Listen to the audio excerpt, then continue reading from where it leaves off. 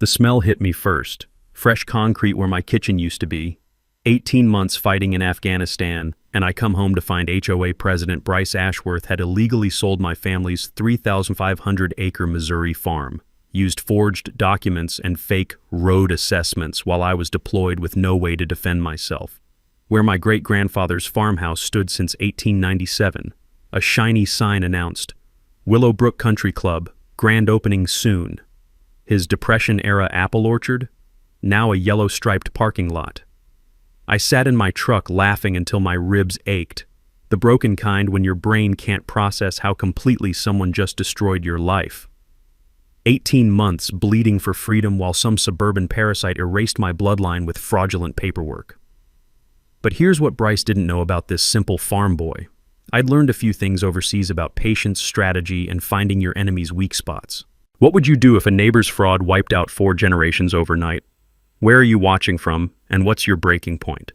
Because what I discovered buried in those courthouse records didn't just get my farm back. It destroyed Bryce's entire world, and I mean everything. My name's Ezra Thornfield, and before this nightmare started, I was just another farm kid who joined the Army to see something beyond Missouri cornfields. Turns out Afghanistan's got plenty of dust too, but at least over there you know who's shooting at you. The Thornfield farm began in 1897, when great-grandfather Silas homesteaded 3,500 acres of prime Missouri bottomland. Survived the Civil War aftermath, the Dust Bowl that killed half our neighbors, and the Depression when Grandpa Jeremiah hand-grafted apple trees because buying food was pure fantasy. Dad kept it running until a John Deere rolled on him when I was 19. Mom remarried some insurance salesman and fled to Florida faster than a cat with its tail on fire, leaving me the choice. Sell 4 generations of blood and sweat, or figure out how to keep it alive while serving my country. The smell of diesel fuel mixing with morning coffee in our farmhouse kitchen, the rough bark of century-old oak trees under my palms, the sweet scent of apple blossoms that made surviving Missouri winters worthwhile, the crunch of gravel under boots as I walked property lines I'd memorized since I could walk. I locked every detail in my memory before shipping out, never imagining I'd need them as evidence to prove what was rightfully mine. When deployment orders came through, I arranged for Cletus Bramwell, our 73-year-old neighbor who'd been farming since Eisenhower was president, to keep watch. Simple deal. Feed the cattle, maintain the equipment, call me if anything seemed off with the property or if any strangers started sniffing around asking questions. What could possibly go wrong, right? Enter Bryce Ashworth, age 52, professional parasite, and human vulture. This Atlanta transplant had gotten rich flipping foreclosed homes during the 2008 housing crisis, basically profiting off other families' misery and desperation. Moved to Missouri 5 years ago, bought the biggest house in the new Willowbrook Subdivision, then immediately ran for HOA president, promising to maintain community standards and enhance property values through responsible governance. Translation: make everyone else's life absolutely miserable while padding his own bank account and feeding his power-hungry ego. Picture this jackass, polo shirts in January snowstorms, white BMW with developer vanity plates carrying around a 47-page HOA rulebook that regulated everything from mailbox colors to acceptable seasonal decorations and appropriate vehicular parking orientations. He'd literally measure your grass with a ruler and fine you $50 if it hit 3 inches instead of regulation 2.5. The kind of suburban Napoleon who peaked in high school student government and never got over the rush of controlling people. 3 weeks after I returned from deployment, still adjusting to sleeping without mortar rounds for background noise, I marched into his strip mall office, squeezed between a nail salon reeking of acetone and a pizza ranch where the grease smell could stop a charging rhino, demanding to know what the hell had happened to my family's farm. Bryce didn't even look up from his precious color-coded charts and laminated organizational systems. Mr. Thornfield, your property accumulated $47,000 in road maintenance assessments and community improvement fees. We followed all proper legal procedures and statutory requirements. My land was never part of your subdivision, I said, probably louder than necessary. That's when he finally looked up and gave me the smile. That practiced, condescending smirk of someone who'd perfected the art of screwing people over while staying technically within legal boundaries. The 1987 County Master Plan shows different boundary designations than what you might remember. We provided proper legal notice through certified mail, followed all correct procedural requirements. Perhaps maintaining better communication with local governmental authorities would have prevented this unfortunate misunderstanding. I was deployed in Afghanistan serving my country. Personal circumstances don't excuse civic obligations, Mr. Thornfield. Maybe next time you'll think twice before abandoning your responsibilities. That last line hit me like a mortar blast. This piece of shit had just called 18 months of military service abandoning responsibilities. Right then, staring at his smug face, I knew exactly what kind of predator I was dealing with, someone who'd specifically targeted military families knowing we couldn't fight back from 8,000 miles away. Walking out, I saw my grandfather's initials carved in that doomed apple tree, JT 1934, and made a promise that would have made the old man proud. Bryce thought he'd won by stealing from a deployed soldier. He had no idea he'd just declared war on the wrong goddamn family. Bryce wasted no time showing me exactly what kind of monster I was dealing with. The very next morning, I woke up to find a sheriff's deputy standing in what used to be my driveway, holding a piece of paper that might as well have been a death sentence. "Mr. Thornfield, I'm serving you with an official trespassing notice. You're no longer permitted on this property." I stared at the document, my hands shaking, not from fear, but from pure rage. The paper felt flimsy between my fingers, like tissue that could change a century of family history. "This is my family's land!" The deputy, a young kid who looked embarrassed as hell, just shrugged. "According to county records, sir, this property belongs to the Willowbrook HOA. I'm sorry, but if you don't leave immediately, I'll have to arrest you." Behind him, Bryce's white BMW pulled up with that distinctive purr of German engineering bought with stolen money. The bastard stepped out wearing a shit-eating grin that made my trigger finger itch, his polo shirt pressed crisp enough to cut glass. "Mr. Thornfield, I tried to handle this diplomatically, but you forced my hand. The Willowbrook Golf Course development is a legally authorized project worth $2.3 million. We can't have unstable individuals interfering with legitimate business operations." "Unstable individuals?" The words came out as a growl. "Well, we've all heard stories about veterans coming home with issues, PTSD, anger management problems, difficulty adjusting to civilian authority. I'm sure you understand my concern for community safety." That's when I noticed the second cop car pulling up. And the third. Bryce had brought his own little army, including, and this made my blood boil, Deputy Rick Ashworth, Bryce's brother-in-law, wearing a badge and family loyalty that apparently trumped any oath to serve and protect. "Ezra," Rick said, not quite meeting my eyes, "just walk away, son. Don't make this harder than it needs to be." But I wasn't about to roll over. That night, I camped out at the county courthouse, pulling every record I could find dating back to 1897. The fluorescent lights hummed overhead like angry wasps, and the musty smell of old paper and forgotten justice filled my nostrils as I dug through deed transfers, survey maps, and incorporation documents. My grandfather had always told me, "Son, when someone tries to steal from you legal-like, you better know the law better than they do." Turns out agricultural land has special protections most folks never hear about. Missouri's right to farm statute shields farming operations from residential interference, but you've got to file paperwork within 30 days or lose your chance forever. The real treasure was buried in Bryce's own documents. The slick bastard had filed Willowbrook as a residential community, but his golf course was clearly commercial development. I remembered reading somewhere that state law requires unanimous homeowner consent for residential HOAs to go commercial. Guess what golden boy Bryce never bothered to get? By dawn, I had my ammunition. I called Judith Blackwater, a Cherokee Nation lawyer who specialized in land rights cases. Something about her voice told me she understood what it meant to fight for stolen ground. By noon, we'd filed an emergency injunction citing agricultural protection statutes and unauthorized commercial development. That's when Bryce made his first real mistake. He got desperate. 2 hours later, a local news crew showed up at the courthouse. The reporter, a blonde 20-something who clearly got her information straight from Bryce's spin machine, shoved a microphone in my face like she was trying to start a fight. "Mr. Thornfield, how do you respond to allegations that you're using your military service to avoid legitimate property obligations?" The urge to grab that microphone and introduce it to her digestive system was overwhelming, but Judith squeezed my shoulder. "No comment," she said firmly, her voice carrying the authority of someone who'd fought bigger battles than this. "But we'll have plenty to say when all the facts come out." That evening, I created a Facebook group called Save Thornfield Farm. The response shocked me. Within 24 hours, 847 people had joined, including 14 other families across the county who'd suffered similar questionable property seizures by various HOAs. Messages poured in like water through a broken dam. Turned out Bryce's little scam was just the tip of a very ugly iceberg. The smell of apple blossoms drifted through my truck windows as I sat in what used to be my driveway that night, reading story after story. Veterans who'd served overseas only to find their property legally stolen. Elderly farmers pressured into selling prime land for pennies. Families destroyed by bureaucratic warfare they never saw coming. But mixed with the heartbreak was something else. Pure, focused anger from people ready to fight back. Bryce thought he was dealing with one pissed-off veteran. He was about to discover he'd started a war with an entire community that was sick to death of watching predators like him feast on everything good about small-town America.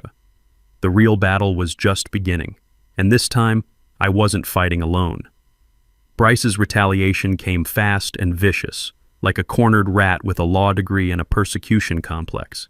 Within 48 hours of my injunction filing, I got slammed with more legal paperwork than a tax audit from hell.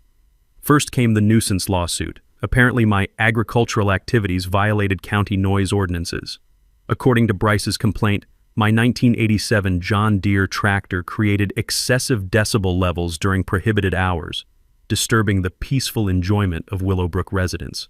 This from a guy whose leaf blower routine every Saturday morning sounded like a jet engine having a nervous breakdown.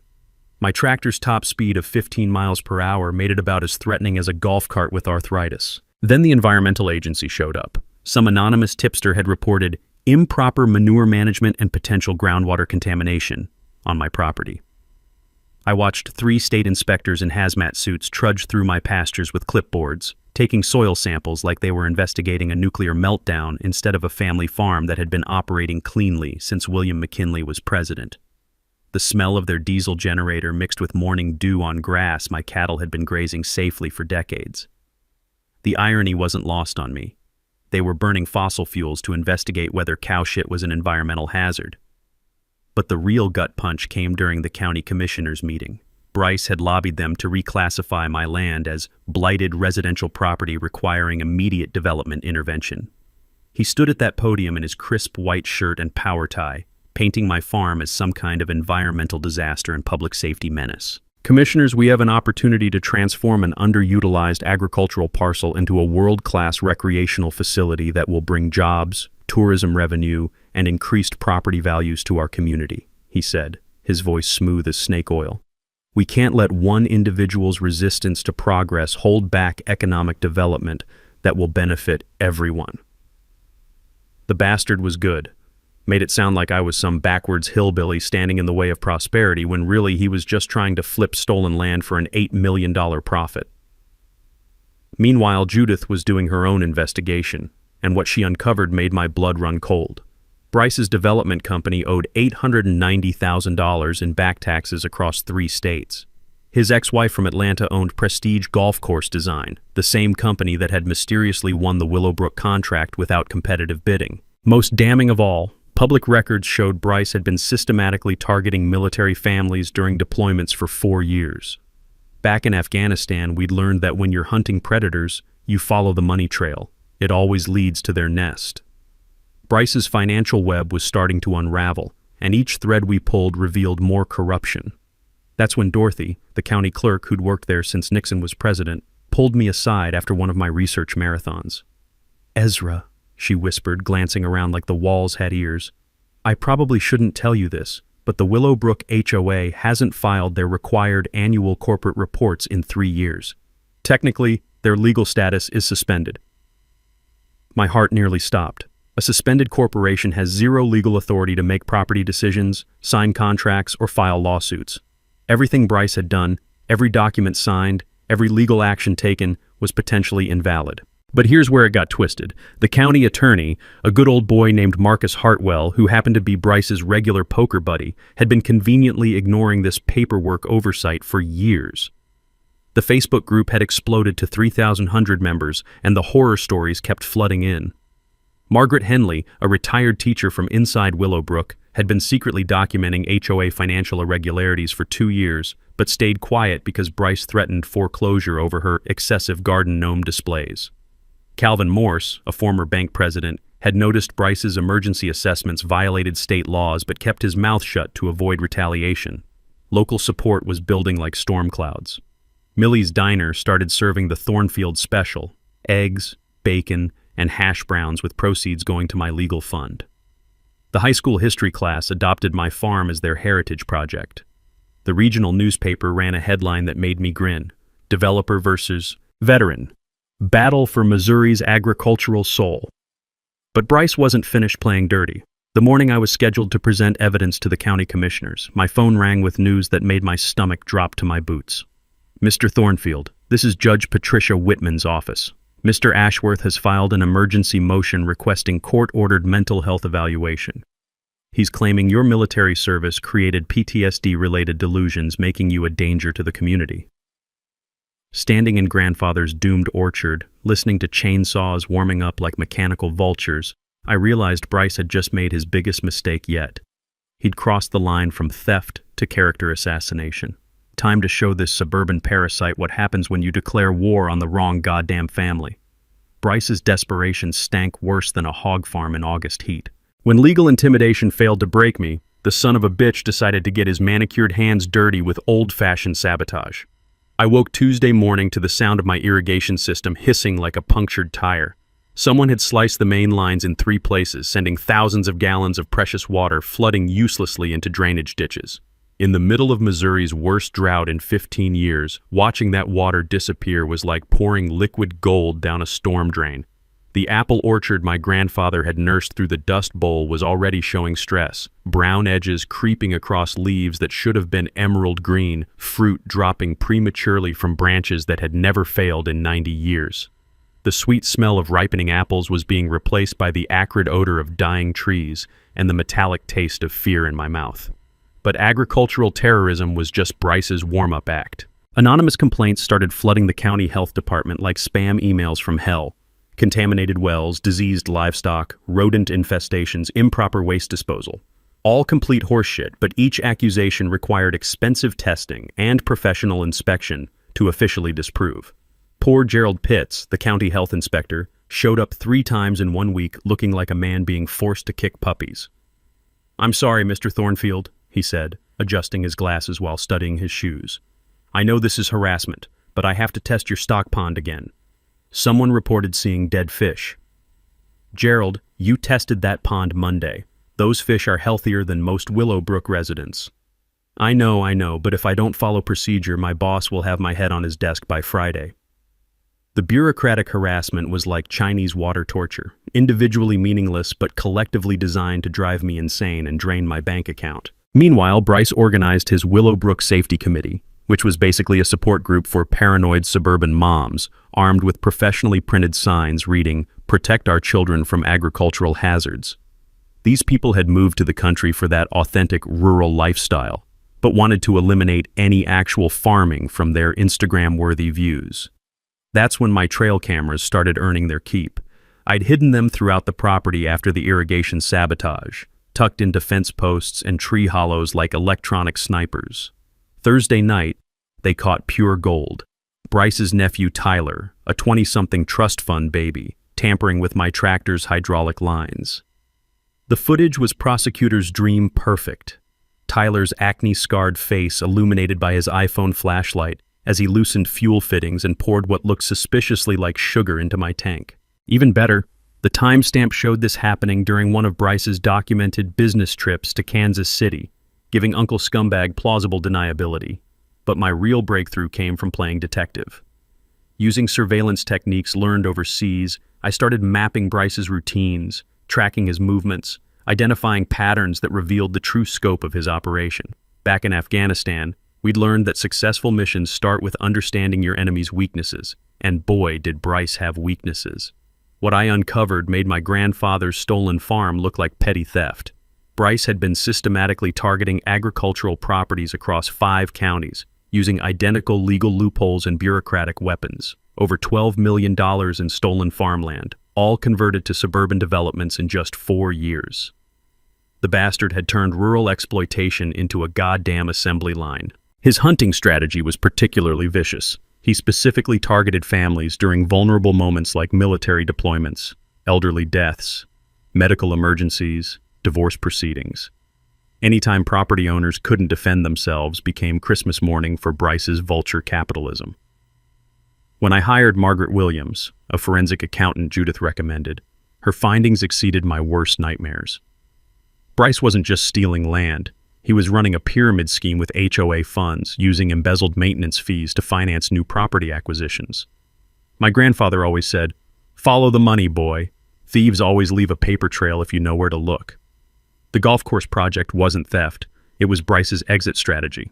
Sell to a major developer for $8 million, then vanish before his financial house of cards collapsed, leaving 247 homeowners holding worthless properties and massive legal debts. Friday morning brought his nuclear option. An emergency court motion claiming my farm posed imminent public health threats requiring immediate government seizure.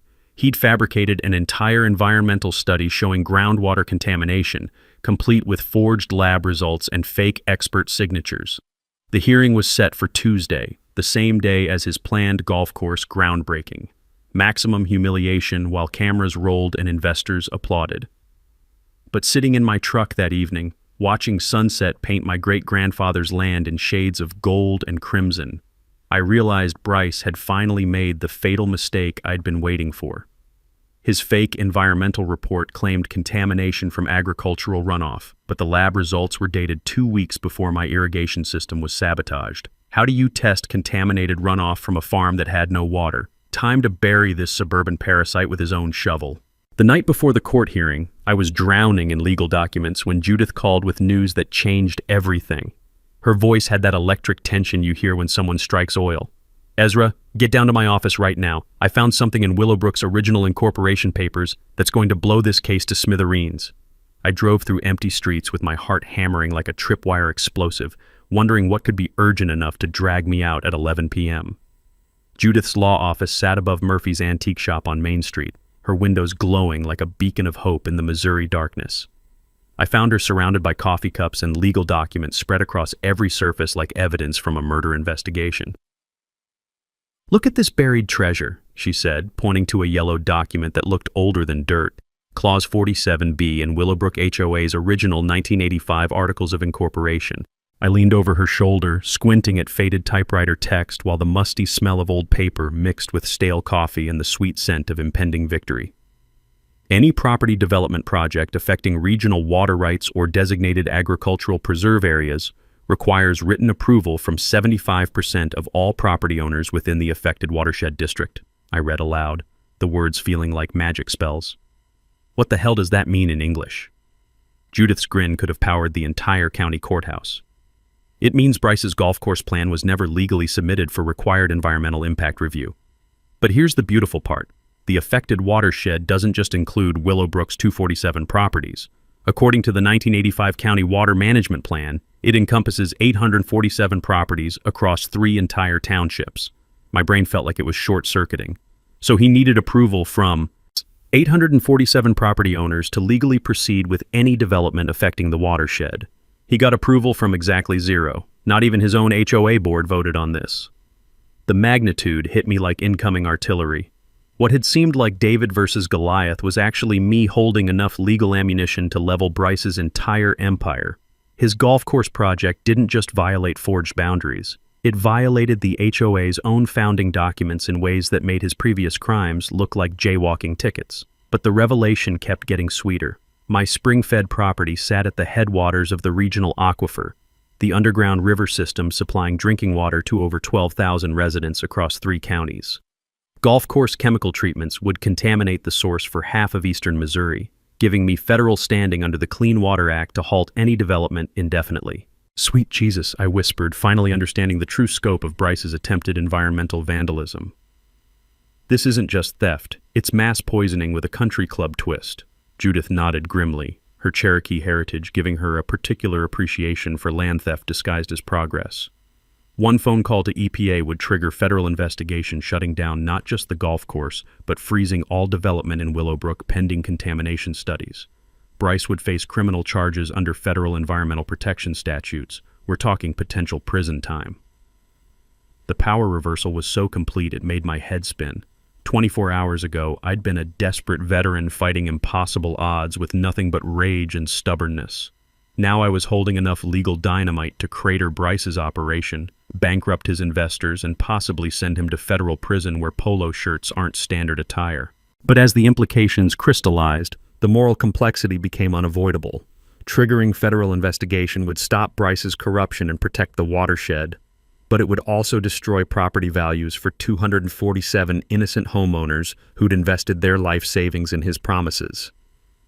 Retirees, young families, teachers, nurses, working people who'd trusted the American dream to a suburban sociopath. "There's more," Judith continued, spreading Margaret's forensic accounting reports like tarot cards predicting financial doom. "Bryce has been using homeowner equity as collateral for his development loans. If the golf course project fails, the bank can foreclose on the entire subdivision. Every single house becomes bank property." The pyramid scheme's true evil became clear. Bryce hadn't just stolen my land. He'd transformed 247 families into unwitting co-conspirators in his criminal enterprise.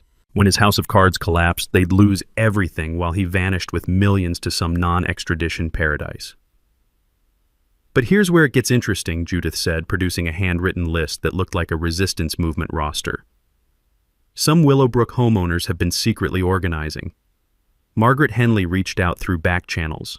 Calvin Morse has been building a coalition of residents who suspect Bryce's corruption but were afraid to speak openly.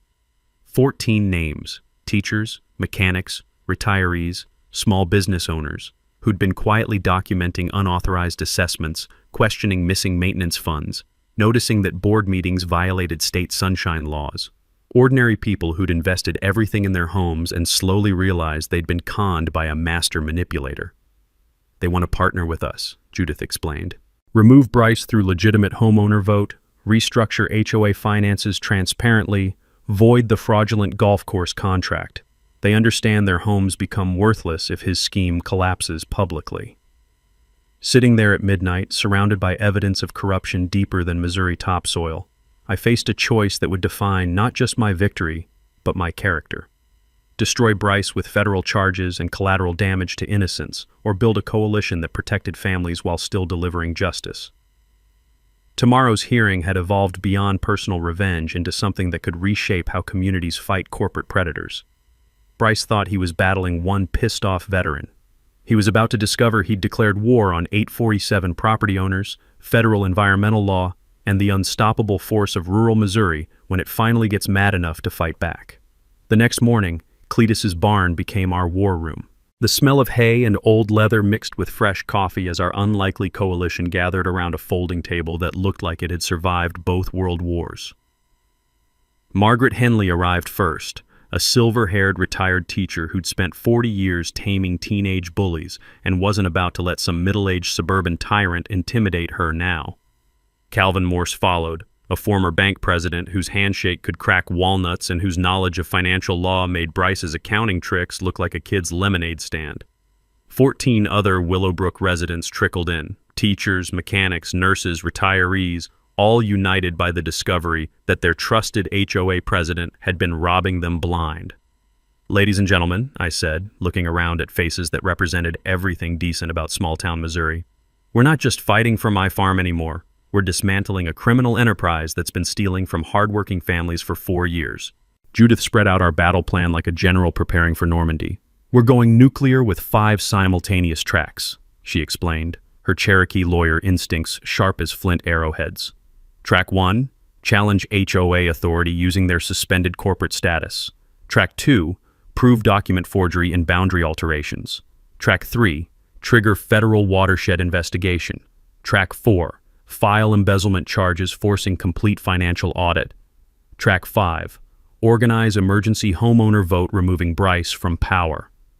Calvin adjusted his reading glasses, studying documents with the intensity of a man who'd spent 30 years spotting financial fraud before breakfast. "Here's something that would have saved my neighbors a fortune," he said, his banker's wisdom cutting through legal jargon. "Most homeowners don't realize they can demand receipts and contractor bids for any HOA assessment over $500. If the board can't produce them immediately, you've probably caught them stealing. My grandfather always said the best lessons come from other people's mistakes. How many American families were getting robbed by HOA boards simply because they didn't know their basic property rights? Margaret pulled out a manila folder thick enough to choke a horse. 2 years of meticulously documented financial irregularities that would make a CPA weep. Bryce's unauthorized special assessments total $340,000, she said, her voice carrying the controlled fury of someone who'd dedicated her retirement to catching a thief. Money that disappeared into his development company for projects that were either never completed or never existed. Derivative lawsuits are beautiful things, Calvin explained, warming to his subject like a preacher finding his rhythm. When HOA board members mismanage finances, homeowners can sue them personally for every penny lost. Prove breach of fiduciary duty, and Bryce becomes personally liable for his entire pyramid scheme, including that tax debt he's been dodging like a deadbeat dad. The legal noose was tightening around Bryce's neck, but we needed more than lawyers and accountants to win hearts and minds. Media blitz, I announced, pulling out my phone to show Facebook statistics that looked like election poll numbers. Save Thornfield Farm hit 15,000 members overnight. Channel 7 wants courthouse interviews. The Kansas City Star is planning a 3-part expose on HOA corruption statewide. We coordinate maximum publicity during the hearing to pressure county officials who've been covering Bryce's ass. Margaret's eyes lit up with the joy of someone who'd spent decades organizing school fundraisers and PTA battles. The high school kids want to create a heritage display about your family's farm for the courthouse steps. Nothing says American values like teenagers defending agricultural history against corporate greed. But our secret weapon was sitting in the corner, quietly organizing what he called Operation Combine Harvest. Cletus had been working his phone like a campaign manager, mobilizing every farmer within a 100-mile radius. 250 tractors, grain trucks, and combines, he announced with the satisfaction of a man whose friendships had been 50 years in the making. Convoy escort to the courthouse, plus free lunch at 3 local diners for anyone showing support. I could picture it. Bryce's pristine BMW surrounded by John Deeres older than his mortgage. Suburban arrogance dwarfed by agricultural reality that had been feeding America since before his great-grandfather was born. Emma's been cooking all morning, Cletus added with a grin. Says any woman who can feed a church potluck can damn sure feed a revolution. From the kitchen came Emma's voice, seasoned with 70 years of Missouri sass. You boys quit planning and start eating before this bacon gets colder than Bryce's heart. The contingency planning was military-grade thorough. If the hearing failed, EPA complaints got filed within an hour. If Bryce tried fleeing, our private investigator was tracking assets across state lines. If homeowners panicked about property values, honest HOA leadership was ready for installation faster than a cable repair. As our strategy session wound down, Margaret leaned forward with the intensity of someone who'd spent decades teaching life lessons to ungrateful teenagers. You know what's beautiful about this whole mess? Bryce thought he could pick off families one by one. Deployments, deaths, divorces, disasters, classic predator behavior. But he never imagined us actually talking to each other. Wolves hunt isolated sheep, Calvin agreed. They run when the flock fights back. Sitting in that barn, surrounded by the smell of hay and the sound of good people planning justice, I understood something my grandfather had tried to teach me years ago. Real strength doesn't come from individual heroics. It comes from communities deciding they're not going to take any more shit from bullies. Tomorrow's hearing wasn't just about legal victory. It was about proving that ordinary Americans could still defeat corporate predators when they stopped fighting alone and started fighting smart. Bryce's desperation reached full-blown psychotic breakdown by 3 a.m. the night before our court hearing. I woke to the rumble of diesel engines and hydraulic whining. The bastard had bribed a construction crew to start golf course groundbreaking under cover of darkness, hoping to create irreversible progress before any judge could stop him. I threw on yesterday's clothes and raced to my property, arriving to find 3 excavators and a bulldozer already tearing into my grandfather's century-old vegetable garden like mechanical vultures feasting on family history. The acrid smell of diesel exhaust mixed with the sweet scent of destroyed tomato plants and crushed cucumber vines, creating a nauseating cocktail that made my stomach churn with pure rage. "Hey!" I shouted at the crew foreman, a beer-gutted man in a safety vest who looked like he'd rather be anywhere else on God's green earth. "This is private property." "Sorry, buddy," he said, studying his boots instead of my eyes. "We got work orders and a cash bonus to finish by sunrise.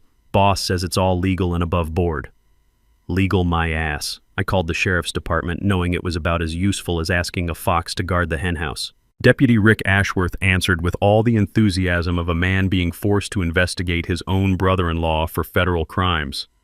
"Ezra, I can't do nothing without a court order. You know that." "Rick, they're destroying evidence.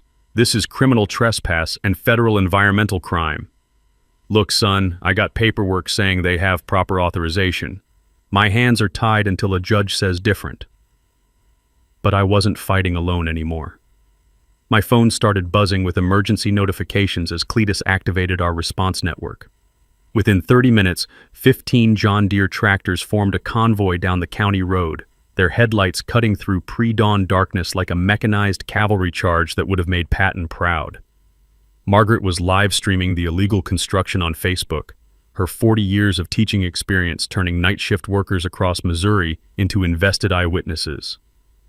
"Good morning, everyone. It's 3:47 a.m. and we're watching Bryce Ashworth's hired thugs destroy a century-old family farm under cover of darkness because he knows today's court hearing will expose his crimes." The viewer count climbed past 2,400 as word spread through social media faster than gossip in a small-town diner. Calvin called the state attorney general's emergency hotline, his banker's authority lending credibility as he reported ongoing felony destruction of evidence in a pending federal environmental case. Within an hour, 2 state police cruisers were parked on public road, their occupants taking photographs and notes while carefully staying within legal boundaries. But the construction crew had orders to finish their demolition, and Bryce's cash bonuses were apparently generous enough to overcome any moral qualms about 4 a.m. environmental vandalism. That's when Mother Nature decided to join our legal team. The excavator operator trying to clear my grandfather's apple orchard hit something that made him shut down his machine faster than a pilot ejecting from a burning fighter jet. Water started bubbling up from the ground like the earth was bleeding. "What the holy hell?" he yelled, climbing down to investigate what he'd uncovered. I jogged over, arriving just as he exposed what appeared to be a natural spring feeding into an underground limestone cave system.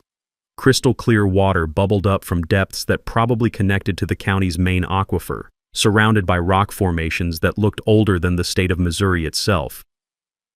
"Shit, shit, shit," the foreman muttered, recognizing environmental disaster when it was staring him in the face. Nobody said nothing about no protected wetlands or underground springs.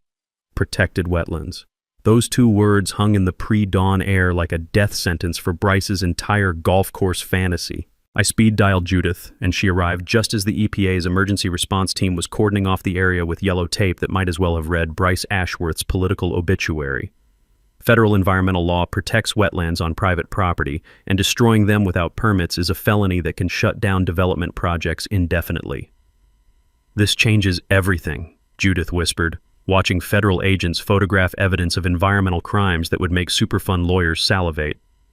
He just committed federal destruction of protected habitat while under investigation for fraud. That's enough criminal exposure to bury him regardless of what happens in court. The construction crew packed up their equipment faster than teenagers fleeing a house party when parents come home early. The foreman handed me an envelope thick with cash, Bryce's advance payment for the illegal work. "Tell your boss he can kiss this money goodbye," I said, pocketing what would become Exhibit A in federal bribery charges. But Bryce's panic had just shifted into overdrive. By 6 a.m., he was making increasingly frantic phone calls to county officials, demanding immediate judicial intervention to override federal environmental protection. One of those conversations got recorded by a journalist monitoring police scanners, capturing Bryce's voice clearly promising campaign contributions in exchange for favorable court rulings. Margaret's live stream had exploded to over 8,900 viewers watching federal environmental crime documentation in real time. The comments section looked like a digital lynch mob calling for Bryce's immediate arrest and prosecution. "This is what corruption looks like at 4 a.m., Margaret narrated with the moral authority of someone who'd spent 4 decades teaching right from wrong. "When these people think nobody's watching, this is exactly how property thieves operate." Standing in my grandfather's destroyed garden as dawn broke over federal crime scene tape, I realized Bryce had panicked himself into committing felonies that would send him to federal prison for years. But his financial web was so complex that his collapse might destroy hundreds of innocent families who'd trusted their life savings to a suburban sociopath. The court hearing was still 6 hours away, and Bryce Ashworth was already finished. The only question remaining was whether we could save his victims from drowning when his criminal empire finally imploded. The morning of the hearing brought Bryce's final, pathetic Hail Mary, a settlement offer that reeked of desperation and overpriced cologne.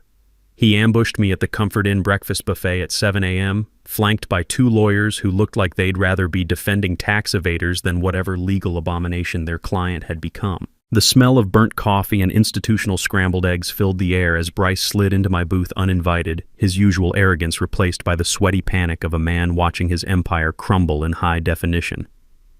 "Mr. Thornfield," he said, his voice carrying the forced calm of someone trying not to hyperventilate, "I think we can resolve this misunderstanding without dragging innocent families through expensive litigation. I'm prepared to offer you $500,000 cash, plus 50 acres of prime agricultural land in Jefferson County, plus full legal fees." I almost choked on my orange juice. "You mean land you don't own yet but plan to steal from some other military family?" His left eye developed a nervous twitch that would have been hilarious under different circumstances. "Plus a written public apology for any inconvenience this boundary survey discrepancy may have caused your family's agricultural operations." Boundary survey discrepancy? The words came out as a growl that made nearby hotel guests look up from their continental breakfast disasters. "You stole my great-grandfather's farm and tried to poison half of Missouri's groundwater. That's not a surveying error. That's organized crime with a golf cart." When I told him to shove his blood money where the sun don't shine, Bryce dropped his mask completely and revealed the sociopathic core that had been driving his criminal enterprise all along. "Fine," he whispered, leaning forward like someone sharing state secrets. "But if I go down, I'm taking everyone with me. Your precious neighbors in Willowbrook will lose everything, every house, every retirement account, every college fund. You want 247 families' financial destruction on your conscience, soldier boy?" The threat hit like a gut punch because it wasn't empty bluster. It was mathematical certainty. Calvin's forensic analysis had revealed that Bryce had structured his pyramid scheme so that his collapse would trigger cascading foreclosures across the entire subdivision. Homeowners who'd never heard of derivatives or cross-collateralized debt would lose their life savings because they'd trusted a suburban con artist with their American dreams. "He's weaponized their mortgages," Calvin had explained with the horrified fascination of someone who'd spent 30 years in banking without seeing anything this evil. "If the golf course project fails, the lender can claim the entire subdivision as collateral. Every mortgage becomes immediately due in full. Families have 30 days to pay off houses or lose everything." Standing in that hotel lobby, watching Bryce's satisfied smirk as he delivered his ultimatum, I faced the moral complexity that separates justice from revenge. I could destroy him with federal environmental charges, but his financial web was so tangled that his destruction would ruin innocent families who'd never supported the land theft. But Judith had discovered a third option that was elegant in its calculated brutality. "We use the environmental violations as leverage," she'd explained. "Force him to surrender everything, transfer stolen properties back to original owners, make full restitution from personal assets, restructure HOA debts to protect homeowners. If he refuses, we release the federal evidence and let criminal prosecution destroy everyone, including himself." The strategy gave Bryce one last chance to minimize damage while still paying the price for his crimes. But his desperation had reached levels that transcended rational self-preservation. By 9 a.m., he was hiring off-duty cops to physically block homeowners from accessing their own subdivision clubhouse, claiming security concerns during the administrative transition period, his euphemism for the hostile takeover he was attempting to prevent. Margaret called with updates that sounded like dispatches from a small-scale civil war. "He's got 3 rent-a-cops with badges blocking the clubhouse entrance," she reported, her teacher's voice vibrating with controlled fury. "Won't let homeowners enter their own community meeting space.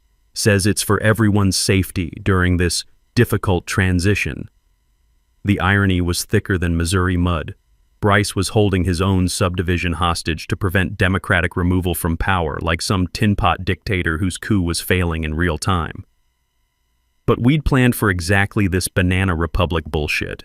Calvin organized a parallel homeowner meeting at Jefferson High School's gymnasium, while state police investigated voter intimidation complaints at Willowbrook. By 9:45 a.m., 178 of 247 eligible homeowners had gathered to participate in democracy at its most basic level. The gym smelled like floor wax and teenage angst, filled with families who'd never imagined themselves participating in a political uprising, but found themselves voting to save their financial lives.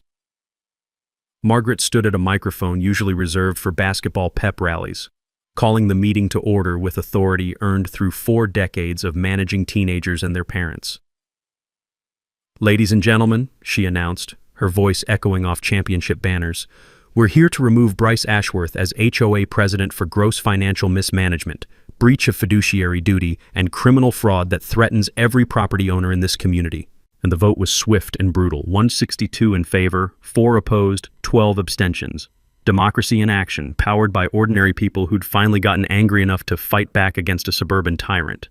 But even as we celebrated Democratic victory, the courthouse clock was ticking toward 10 a.m., and the hearing that would determine whether our legal system could deliver justice without destroying the innocent victims of one man's greed.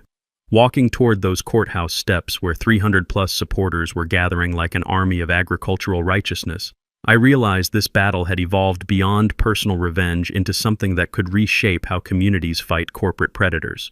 Bryce thought he'd been playing chess while we played checkers. He was about to discover he'd been playing with dynamite while we'd been building nuclear weapons. The courthouse steps looked like a scene from a rural American revolution.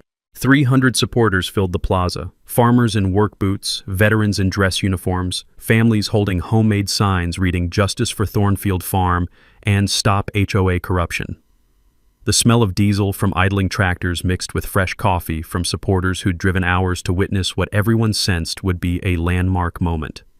Judge Patricia Whitman's courtroom packed beyond fire code limits, with overflow crowds watching on closed-circuit TV in the lobby. She entered with the stern authority of someone who'd spent 30 years sorting truth from legal fiction, her reputation for no-nonsense rulings preceding her like thunder before lightning.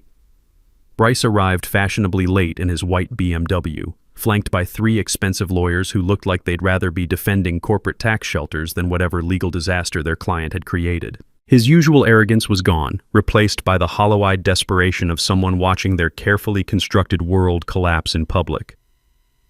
"Ladies and gentlemen," Judge Whitman announced, her voice cutting through courtroom chatter like a cleaver through bone, "this is a hearing to determine property ownership, not a public referendum on community development. I'll have order, or I'll clear this courtroom." Bryce's lead attorney opened with textbook legal theater, producing stacks of documents like a magician revealing elaborate tricks. "Your Honor, Mr. Ashworth followed all established legal procedures in addressing Mr. Thornfield's delinquent property assessments. The Willowbrook HOA acted within their corporate authority to recover community debts through proper channels." He painted a picture of responsible civic leadership dealing with an absent property owner who'd abandoned his obligations to serve overseas, making military service sound like a convenient excuse for dodging responsibilities. But Judith's methodical destruction of their case was surgical in its precision. "Your Honor, I present the original 1985 HOA Articles of Incorporation, clearly establishing Mr. Thornfield's property as permanent agricultural preserve, exempt from all residential development authority." She laid out documents like evidence at a murder trial. These boundary alterations were unauthorized forgeries violating state property law. Document by document, she dismantled Bryce's entire legal foundation. The county surveyor testified that Bryce had pressured him to alter official maps. The forensic accountant revealed $347,000 in embezzled HOA funds. Margaret presented 2 years of documented financial irregularities that painted Bryce as either grossly incompetent or deliberately criminal. Then came the environmental expert's testimony that made courtroom spectators gasp audibly. "Your Honor, the proposed golf course development would contaminate the regional aquifer supplying drinking water to over 12,000 residents. Federal law prohibits any development threatening protected watersheds." But the real bombshell arrived when FBI agent Sarah Lucy took the witness stand, her federal credentials lending weight that made everyone sit up straighter. "Your Honor, our investigation has revealed a pattern of property seizure targeting military families across 5 counties. Mr. Ashworth's organization has systematically exploited deployment periods to acquire agricultural land through questionable legal procedures. We're recommending federal charges for organized fraud and environmental crimes." The courtroom erupted in murmurs that Judge Whitman silenced with one sharp bang of her gavel. That's when Bryce finally snapped under pressure that had been building for months.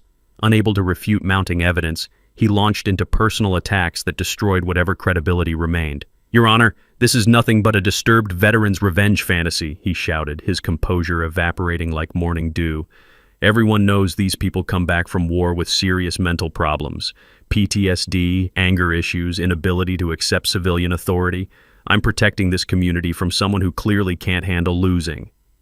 Judge Whitman warned him twice about courtroom behavior, but Bryce was past caring about legal decorum. His lawyer tried desperately to distance himself as his client became increasingly unhinged, making wild accusations about military entitlement and veteran privilege that made spectators shift uncomfortably in their seats. "Order," Judge Whitman commanded. "Mr. Ashworth, you will control yourself or be removed from these proceedings." But the damage was done.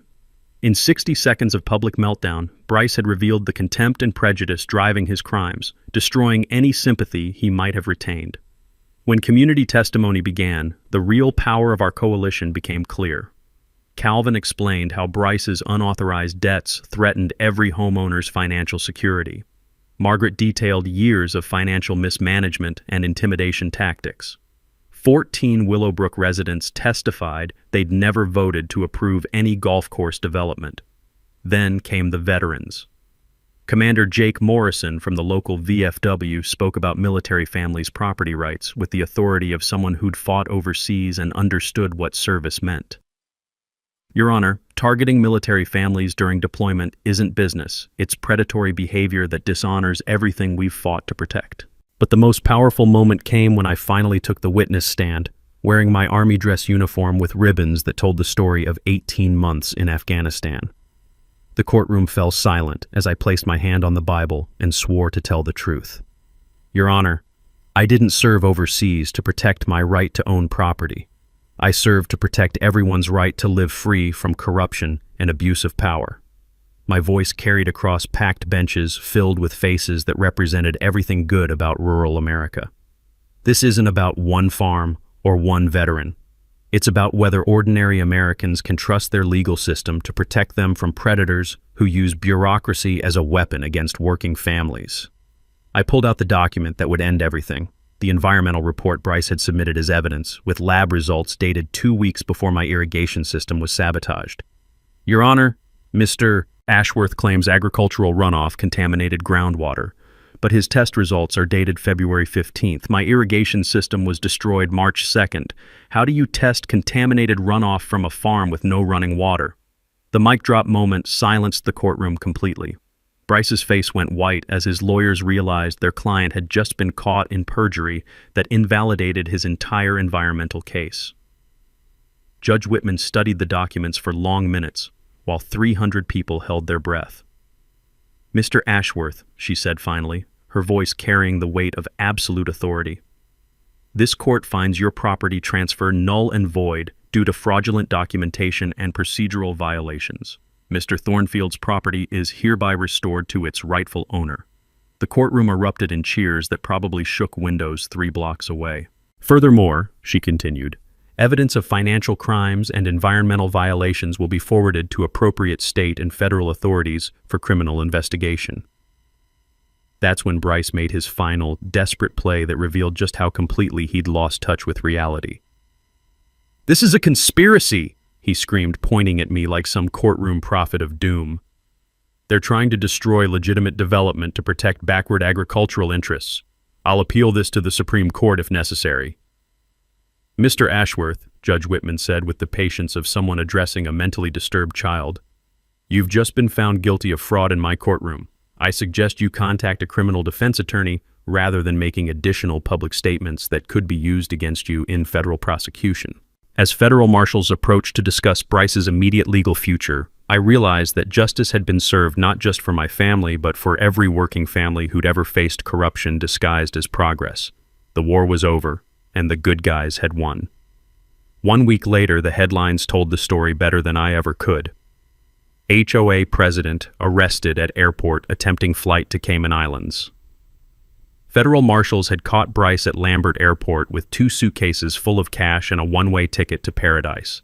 Turns out running a multi-million-dollar fraud scheme doesn't automatically make you smart enough to execute a clean getaway. The federal charges read like a greatest hits album of white-collar crime: embezzlement, fraud, racketeering, environmental destruction, and my personal favorite, conspiracy to defraud military families during active deployment. 14 other HOA officials across 5 counties got swept up in the investigation, proving that Bryce's operation was bigger than anyone had imagined. But the real victory was watching our community heal from the damage he'd inflicted.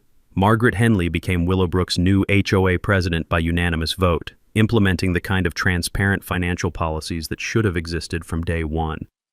Monthly homeowner meetings now included public budget reviews, contractor bid comparisons, and actual democracy instead of the suburban dictatorship Bryce had operated. The community garden we planted where his golf course clubhouse was supposed to be became a symbol of what neighborhoods could accomplish when people worked together instead of getting scammed by con artists in polo shirts. Every tomato plant and bean row represented families taking control of their own community instead of trusting it to predators. Calvin restructured the HOA's finances with the precision of someone who'd spent 30 years untangling corporate messes. The agricultural preservation easement I'd signed protected my farm permanently while providing $3.8 million in conservation payments that funded complete restitution for every family Bryce had victimized. Insurance companies and asset forfeiture recovered an additional $1.2 million from his hidden accounts, ensuring nobody lost their life savings to his pyramid scheme. The smell of apple blossoms filled my grandfather's restored orchard as I walked property lines that were finally, legally, permanently mine. Cletus had helped me replant the trees destroyed during Bryce's midnight demolition, using heritage varieties that connected us back to the original plantings from the 1930s. Every new tree represented continuity that no suburban parasite could ever steal again. But the most important healing happened inside our farmhouse kitchen, rebuilt exactly where it had stood for 127 years. The original foundation stones that Bryce's bulldozers had scattered were carefully collected and reset, creating a memorial garden where my grandfather's hand-carved initials, JT 1934, were preserved under glass as a reminder that some things are worth fighting for. The legal precedent our case established rippled across Missouri and beyond. The state legislature passed the Thornfield Act, protecting military families from property seizure during deployment, with provisions requiring a 120-day notice and mandatory legal representation for any action affecting active duty service members' property rights. The state attorney general created a specialized HOA oversight division investigating community association financial crimes, with a hotline for homeowners to report suspicious board activities. Within 6 months, they'd opened investigations into 47 cases of suspected embezzlement and fraud across the state. Most importantly, our story inspired other families to fight back against similar scams. 23 agricultural properties stolen through Bryce's network were restored to their original owners through copycat legal strategies. The National Veterans Administration added property protection services to their deployment support programs, ensuring future military families wouldn't face the nightmare I'd endured. But the victory that meant the most was personal. Standing in my great-grandfather's apple orchard at sunset, reading a letter from a grateful Willowbrook homeowner whose family had avoided bankruptcy because of our coalition's work, I finally understood what my grandfather had been trying to teach me about fighting for something bigger than yourself. Your sacrifice saved our home and our children's future, the letter read. We'll never forget that you chose to protect your neighbors instead of just seeking revenge. The annual Thornfield Heritage Festival became our way of celebrating agricultural preservation and community cooperation. Families from across 3 counties gathered each September to share food, music, and stories about standing up to corruption in their own communities. Local high school students received college scholarships funded by the conservation easement, ensuring rural kids could afford higher education without abandoning their agricultural roots. The Veterans Farm initiative we established helped military families start sustainable farming operations using land protection strategies I'd learned the hard way. Calvin managed the financial side while Margaret coordinated educational programs, creating a support network that ensured no veteran would face property theft alone. On quiet evenings, I'd sit on the porch my great-grandfather built, watching cattle graze in pastures that would never be developed, listening to sounds that connected 4 generations of Thornfield farmers to the land that had shaped our character. Cletus would stop by most evenings, sharing coffee and conversation about crops, weather, and the satisfaction of knowing we'd beaten the bastards who'd tried to destroy everything our families had built. "You know what I learned from all this mess?" he said one evening, watching fireflies dance over fields that would remain agricultural forever. "What's that, Cletus?" "Sometimes the best way to save what you love is to share it with people who need it most." 3 months later, I got a call from a veteran in Arizona facing similar HOA land seizure. Margaret received requests to help reform corrupt community associations in Florida retirement communities. Our network of Thornfield-inspired property rights advocates was growing across America, proving that ordinary people could defeat corporate predators when they stopped fighting alone and started fighting smart. The next story was already beginning. They stole my neighbor's ranch, so we exposed their $50 million scam. But that's a tale for another day. Right now, I've got apple trees to tend and a community to protect. Speaking of protection, drop a comment sharing your worst HOA nightmare and let us know if you've ever had to fight corrupt community leadership. Your stories matter because they show other families they're not alone in these battles. And hit that subscribe button and ring the notification bell so you never miss another story about ordinary people taking down corrupt systems. Because justice isn't just served, it's earned by communities brave enough to fight for what's right. Sometimes the best revenge is building something better than what they tried to destroy. And sometimes, just sometimes, the good guys actually win. Thanks for hanging out with us on HOA Stories, where the HOA Karens meet their match. If this story had you cheering or cringing, go ahead and like the video, drop a comment with your reaction, and hit subscribe so you're ready for the next wild HOA tale.